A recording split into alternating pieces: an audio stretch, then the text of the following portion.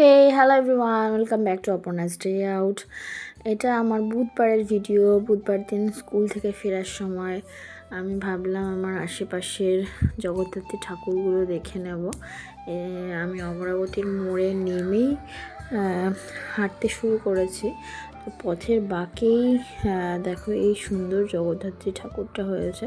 পুজোর জন্য সব সাজ সরঞ্জাম রেডি হচ্ছিলো। এবার দেখলাম জগদ্ধাত্রী পুজো আমি যখন স্কুল থেকে ফিরি প্রায় 2:30-3টে নাগাদ, ওই সময়ই সব অ্যারেঞ্জমেন্ট হচ্ছে। মেবি তিথি এবার দুপুরের দিকে পড়েছে। দুর্গাপুজো যেমন সকালের দিকে হয়, এটা দেখলাম দুপুরের দিকে হচ্ছে।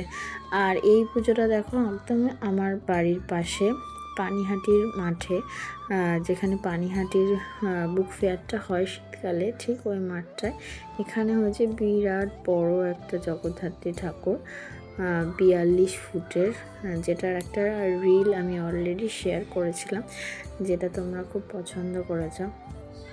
আর ঠাকুরটা দেখে না মন ভালো করার মতন, মাথা উঁচু করে দেখতে হবে, এত উঁচু। এই ঠাকুরটা প্রত্যেকবারই এই হাইটেরই করে, এখানেই তৈরি হয়, প্রায় দুর্গাপুজোর আগে থেকে স্টার্ট হয়ে যায় তৈরি হওয়া। আর এখানেই আবার জল দিয়ে ওরা ধুয়ে দেয়, করে প্রত্যেকবারই। ঠাকুর খুব সুন্দর হয়। এখানেও দেখো পুজোর জন্য অ্যারেঞ্জমেন্ট চলছিল, প্রচুর লোকজন পুজো দিয়েছে। আর এটা দেখো মা জগদ্ধাত্রীর ঠিক অপোজিটেই শিব ঠাকুরকে বসিয়েছে। শিব ঠাকুর ধ্যানমগ্ন হয়ে বসে আছে। আর তোমাদের ভিডিওটা ভালো লাগলে সবাই সাবস্ক্রাইব করে নিও।